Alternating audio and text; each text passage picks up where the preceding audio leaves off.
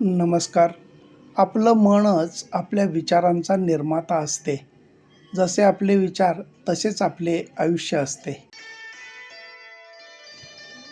इच्छा आसक्तीत बदलली आणि ती पूर्ण झाली नाही तर क्रोध वाढतो आणि पूर्ण झाली तर लोभ वाढतो. सर्वांपेक्षा वेगळे व अलिप्त असणे ही आपली कमजोरी नसून ताकद आहे. त्यामुळे कोणावर अवलंबून न राहता स्वतःच्या विचाराने वाटचाल करून सुख व समृद्धीकडे जाता येते.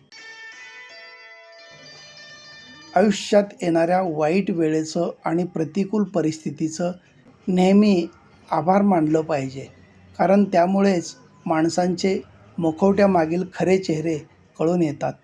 धन्यवाद.